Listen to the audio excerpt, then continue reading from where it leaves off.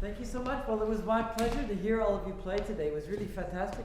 What a wonderful afternoon. Thank you so much. You all did really, really well. I was really impressed, and it was great to hear you in the space and just to have performance, to witness some other people playing in these times, when concerts are cancelled and everything, was really an extra pleasure. So bravo. And I thought I would say maybe some general Oops, I'm not standing in the right place. Sorry. um, I thought I would say some general things that I really appreciated from each of you, all of you.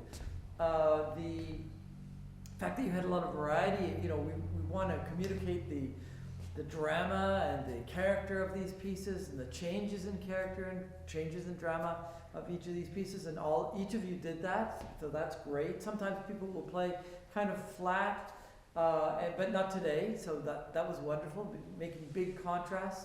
I think that maybe another general comment about, we're always talking about dynamic contrast, and then making sure that you connect to the dynamic with something that's characterized rather than just a dynamic. I mean, because after all, who really cares about like forte, a loud thing, and soft? It's not really about loud and soft. It's really more about the character of the loud. So is that loud heroic, or is it angry, or is it what, and the soft, is it mysterious soft, or is it sad soft, or whatever? It doesn't say that in the music, but you have to come up with something yourself, and I definitely got a sense that you were thinking in those terms, and you could always maximize that too. So you're not just playing it loud, but you're trying to get something beyond that.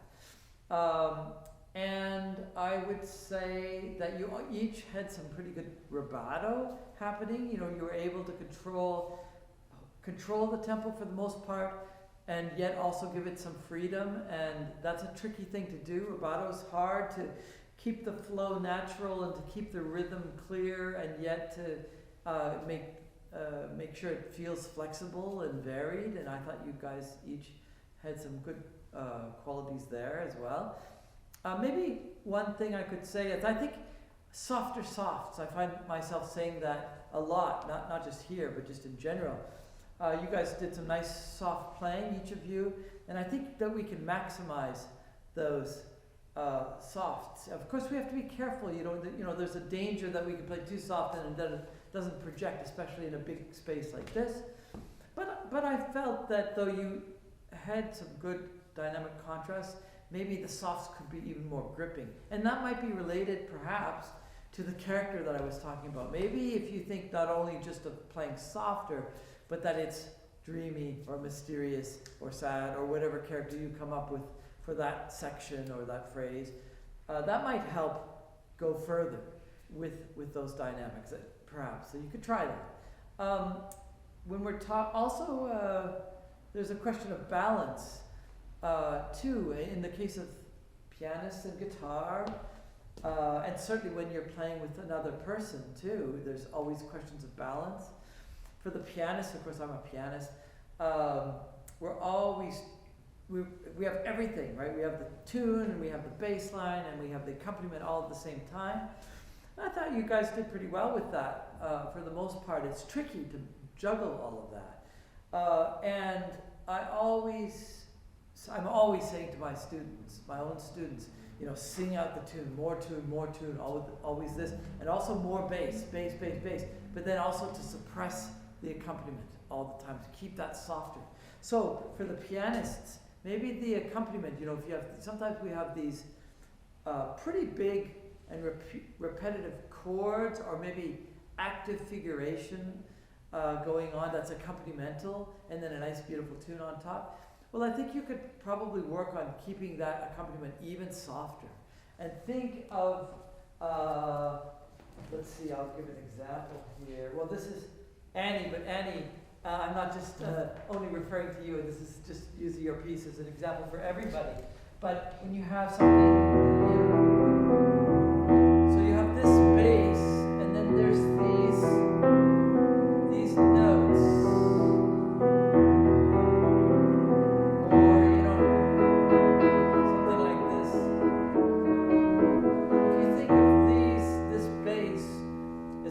Foundation for the sound, and then you can kind of put this stuff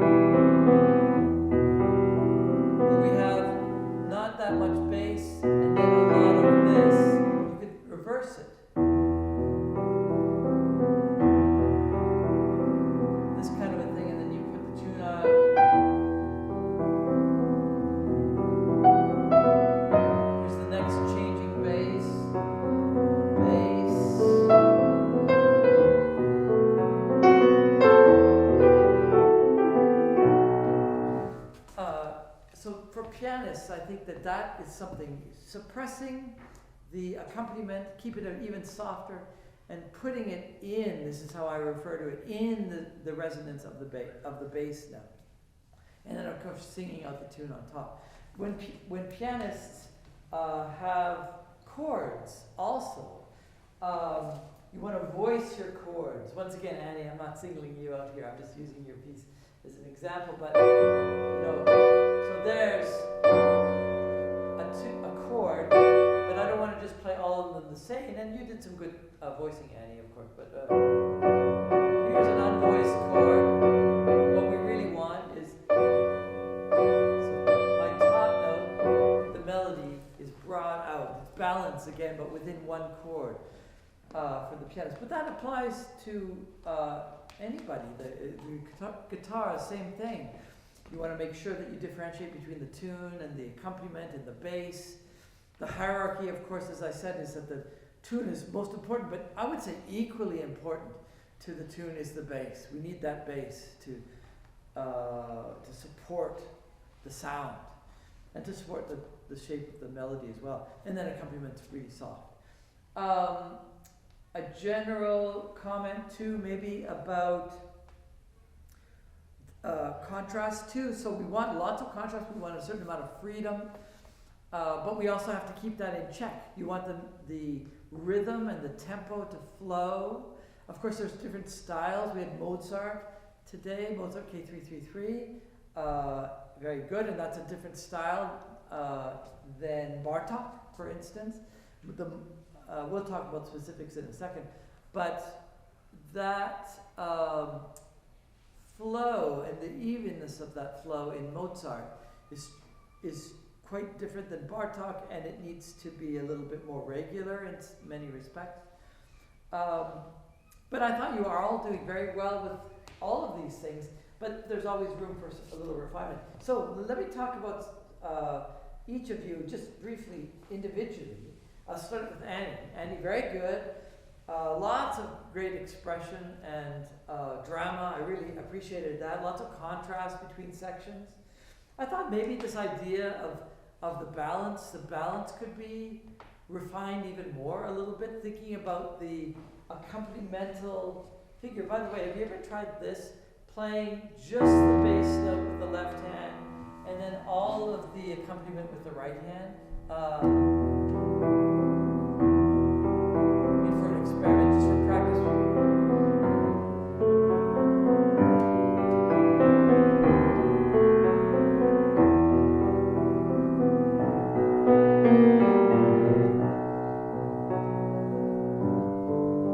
That can be a useful little tool because you do that. Of course, it's much easier to do that. Your right hand is taking most of the notes. The left hand's only playing the bass note. Then you can kind of refine that. Then you go back and try and do both of those parts again with the left hand alone.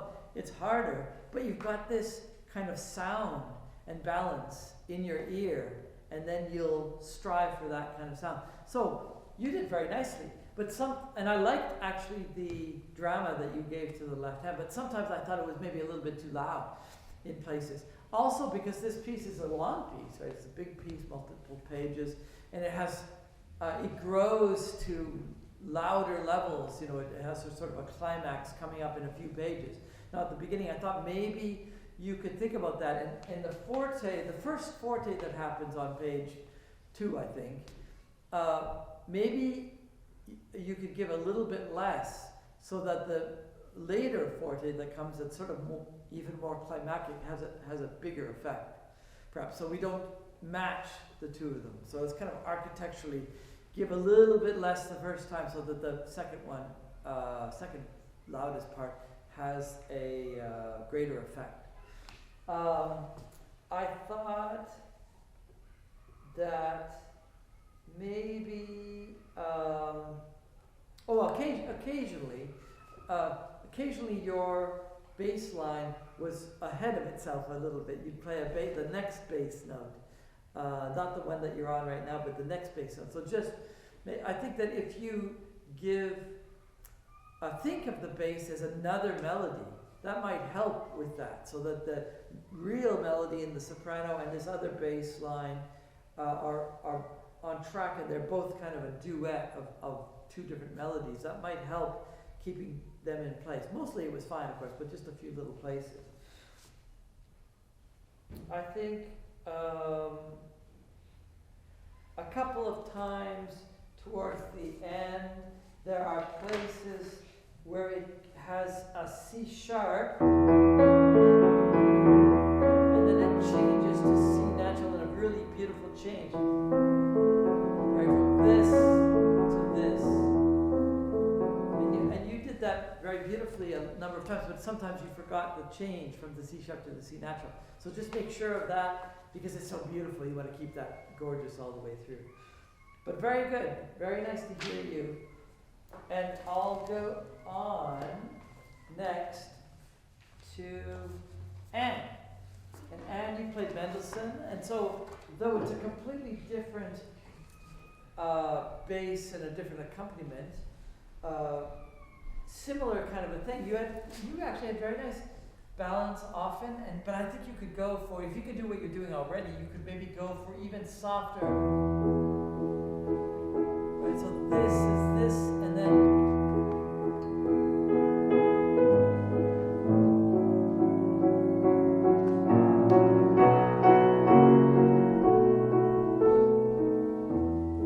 so this even lighter if you can, and then you'll sing out like you did. This was beautiful.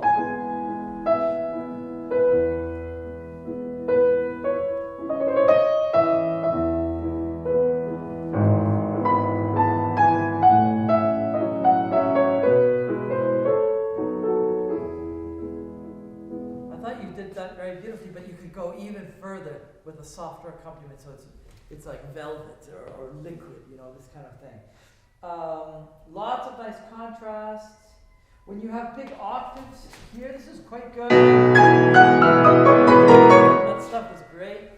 Maybe for an even more sparkling sound, you could think of voicing even the octaves a little bit more. You voice them, but they could maybe be a little bit more bright on the top, a little bit less, even though it's very loud, fortissimo, in the thumb to get this kind of brilliance to the sound. The presto, of course, very good, nice fingers. When you have the tune in the left hand and you have the 16ths going, the fast 16ths, bravo for all of that. I think that if you can play these even softer, similar effect, although it's very difficult to play these soft, but if you can get them softer, and then whatever the limit is to how soft you can play the 16th accompaniment in the right hand, the fast 16th, whatever that is, you say, I can't play softer than this, that's okay. Then, but do make sure that you sing out the left hand tune more than that. So sometimes we think, well, I wish I could play this softer, but that's my limit. But then we'll play the tune a little bit too soft because we wish that we could play the other thing soft enough for that. But don't worry about that. I think just play whatever you can and then just sing this out above it. Occasionally I thought the left-hand tune was could project a little bit more to cut through the right-hand accompaniment. Lots of excitement, good octaves, everything like that. Nice sense of rubato too as it progressed. I like that a lot. Occasionally when you have big chords with a tune on top, I thought that you could voice those even a little bit more. Sometimes even the accompanimental chords have a little bit of, not exactly a tune, but a little bit of melodic focus occasionally. And so you could voice those a little bit as well. But very well done. Lots of beautiful playing in that. Next we had Jason. Very good. Nice bold opening. Lots of nice contrasts. Jason, I thought that was great.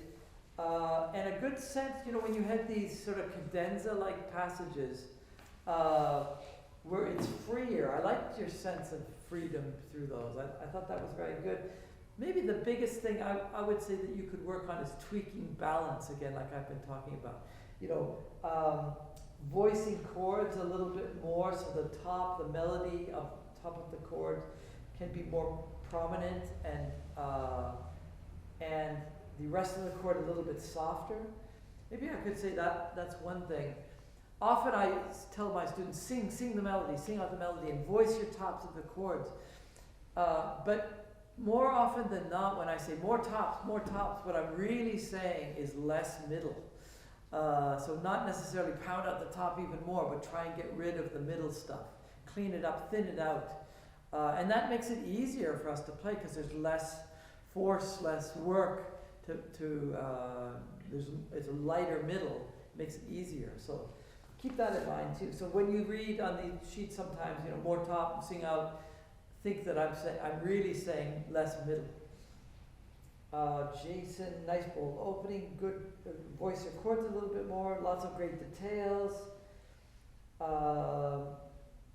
Sometimes many of your pieces had, not just Jason but everybody, had syncopations, lots of syncopations, rhythms that go against the natural flow of the piece. And those are fun, you want to really take charge with those. I think that those, sometimes syncopations work best when we've established already a really clear rhythmic flow. The normal rhythmic flow is clear and organic. And then when we go against it with these offbeat syncopations, those become clearer. So sometimes I'll write, make more of your syncopations. But when I say that, sometimes what I'll really mean is make sure that you've established a really clear rhythmic flow before that, so the syncopations have more meaning. And the last thing I would say, Jason, I'll mention it to you, Jason, but it's really for everybody. Be careful that this kind of balance that I'm talking about, of singing out the tune, making sure the bass has presence, and the accompaniment is nice and light, make sure that that happens at all dynamic levels. Sometimes we'll have a nice sort of layered effect. Let's say this is the tune, the bass is here, and the accompaniment is underneath that. You've got these layers. And in a medium dynamic, let's say MF, it's all good. It's all layered and in its place.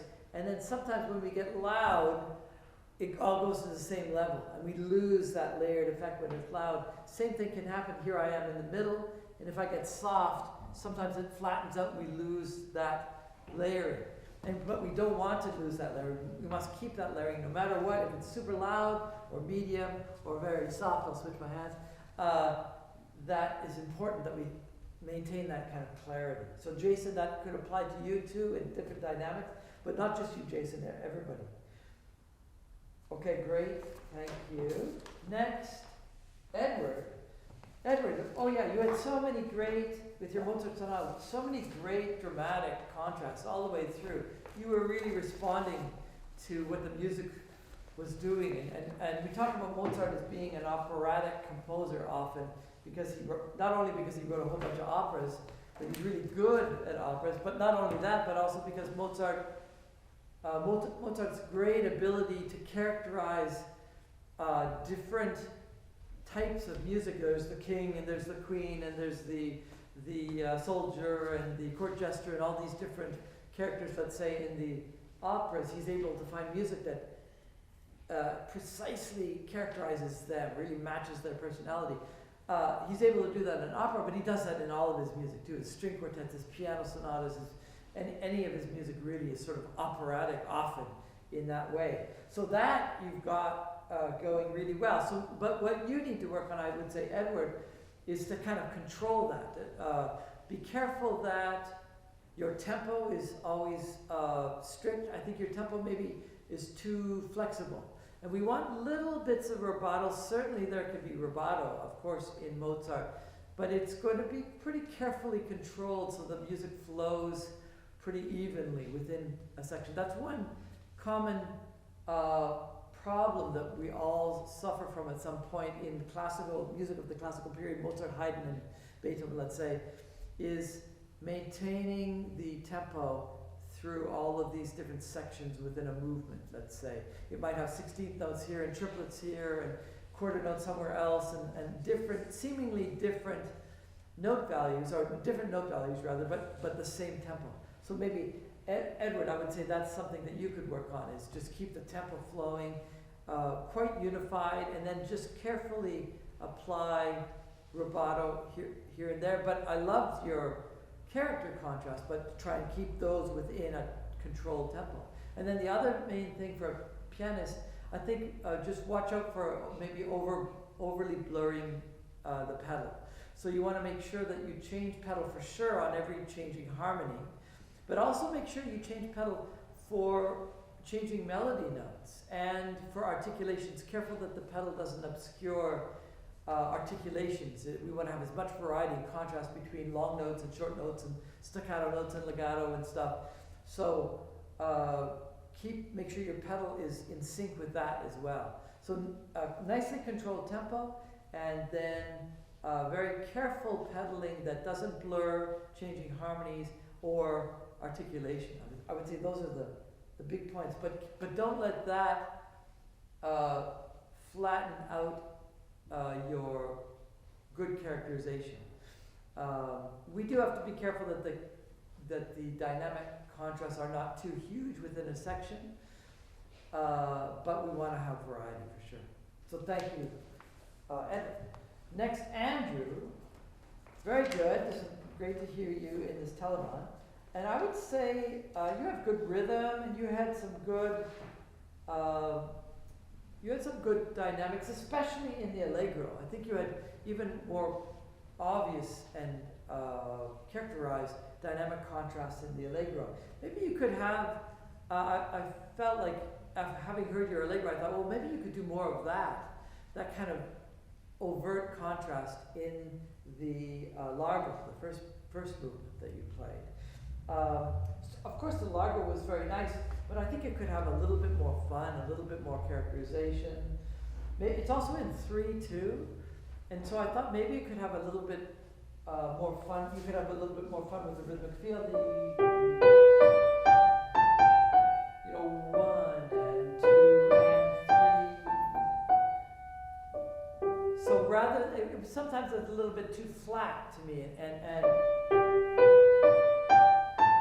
where any of those notes, I'm exaggerating here, but any of those notes could be, any of those beats could be a 1 or whatever. Try and feel the strength of the beat 1 and how 2 and 3 either come away from beat 1 or lead to the next beat 1, but give it some sort of rhythmic feel, rhythmic contour, as well as a little bit more melodic shaping, I think, to bring it even more interest.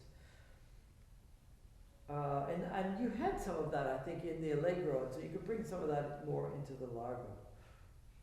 Okay, thank you, but very good job with the rest of it.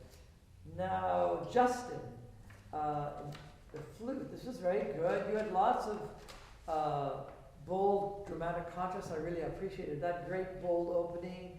Nice sense of the virtuoso, rhetorical kind of flow of the piece. That was really good. Nice, bright sound and good rhythm. I thought maybe you could have even more extreme softs. I know that's hard to do, but it would really cap off your already very good performance if you could sink into those softs a little bit more. Maybe I don't know, a different sound, kind of a little bit more breathy sound. I mean, within reason, we want to core to the sound. It's true, but you could strive for a different color, a different mood, like I was sort of hinting at the beginning. Each of your variations were contrasting and characterized, so that's fantastic.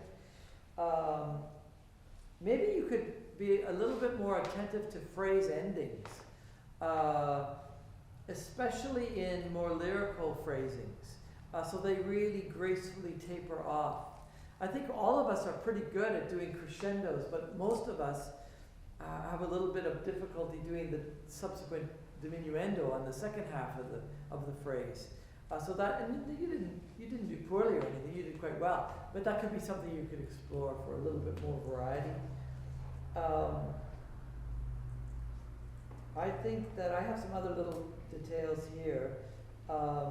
In variation 4, I liked your rubato and the nice pacing. When you got to the sextuplets, the 16ths, those were good. They felt just a little bit slow to me, or a little bit stodgy. And you could actually do them slow, but I think maybe if you want to do them slower, maybe set that up a little bit more with the previous section sort of slackening its tempo so it feels like it smoothly goes into those. Or if that's not your intention, then maybe just be careful that they don't lose a bit of momentum in them. Of course, I know they're very difficult, but you did very, very well. And next we had Rory. Great, nice to hear for sure. And you had some nice, good rhythm in this fun piece. You know, the big chords, and then continue with the rhythmic stuff, right? Those things. I thought that those were great. I wondered if you could be even bolder with the chords, within reason, of course. Bolder meaning a little bit stronger, perhaps, and then more immediate in your return to the figuration. So it's really seamless. Now, saying that, I don't necessarily mean that it has to be metronomic.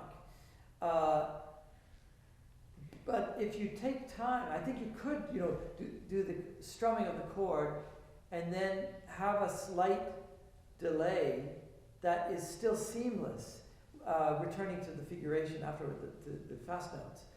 But the way one does that, the smoothness, the organic way you go, rump, rather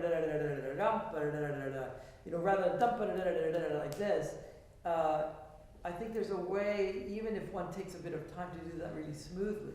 So you could explore that. Sometimes I felt it was just a little bit disjunct and it didn't always have the flow and the momentum that's optimal. But once again, I'm not trying to say it has to be metronomic. It just needs to flow smoothly between those things and go from the chord to the figuration for maximum drama and maximum momentum and flow. I thought the lento was really beautiful too, and maybe you could explore.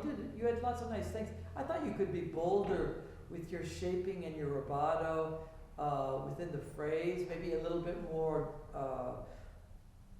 Even though it's a relatively soft passage and is, more serene, I thought you could perhaps shape a little bit more boldly to the peaks, slightly, and still maintain the contrast with the previous section, just to really maximize the drama of this stuff. And like I've been saying to the pianists, I think make sure you connect to your bass line as well. Sometimes it's leading the way, even though the tune is above it and the active figuration might be above it, but the bass becomes the sort of pillar on which everything rests. So just make sure you're connected to that. But bravo. And finally, Rachel with the Bartok, very good. Lots of nice energy throughout both of these. And Bartok is also very picky, right, about articulation. I tell my students that I think of three composers as being among the pickiest, it seems, for all dynamics and articulation and phrasing and all these things.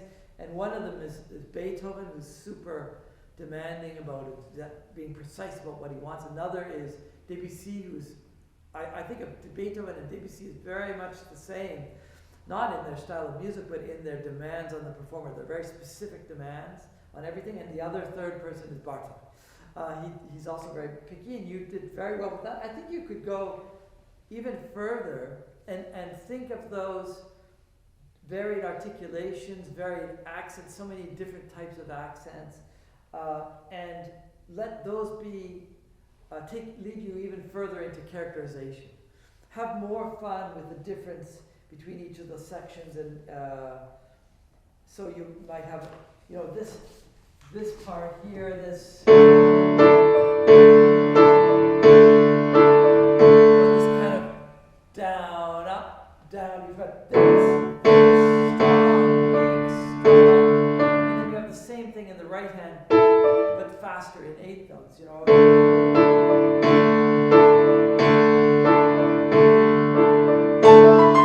then it goes into that other stuff. So I think you could have more fun with that. It's kind of like a dance feel. A lot of Bartok is like that. Oh, speaking of dance, when you get to the second movement, the bear dance, I think you can have even more fun. I mean, when we think of a bear dance, I think we don't think of an elegant, graceful, light-footed kind of a dance, right? A big bear, kind of, when you see videos of a bear dancing, it's not particularly elegant. and because they're so huge, right? These giant things, and it's sort of clumsy and big. And I think you could have more fun and it's more humorous. I would go a little bit slower, actually, and I probably would do it a little bit freer, to the extent that you're trying to sort of imitate this bear dancing. So it could be a little bit more clumsy. Bartok puts all these accents on the offbeats, right?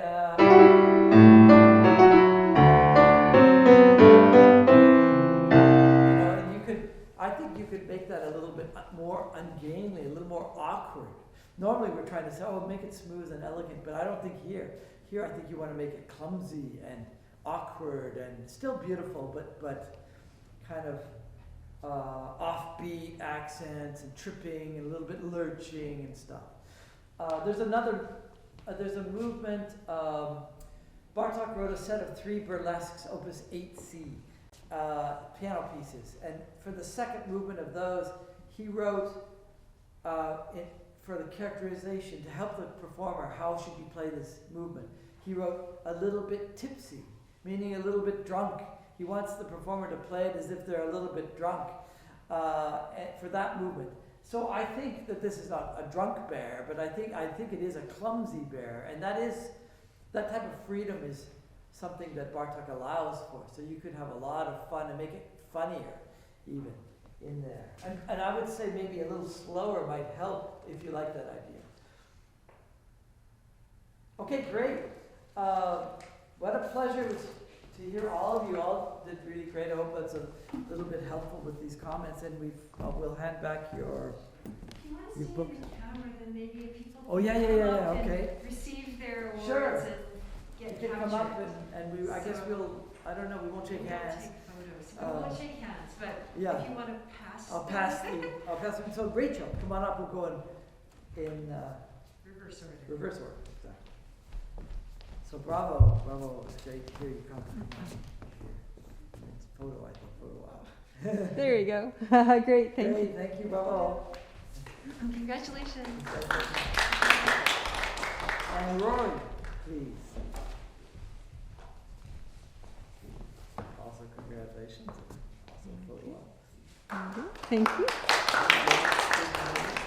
And Justin, please. Bravo. Great, thanks. Thank you. Andrew.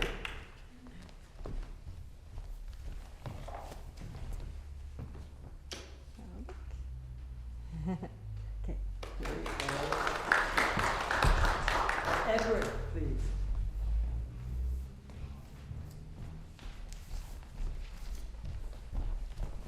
Great to hear you. Great. And Jason?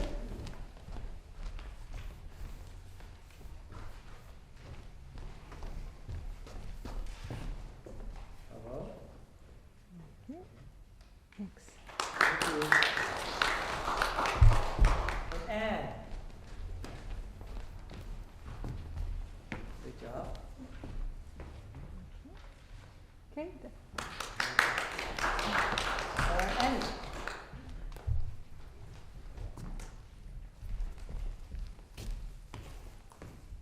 Hello? Oh, Great. Oh, wow. one more. Okay. Great. Thank you. Thank you. Great, thank you. It's a real pleasure to hear you all.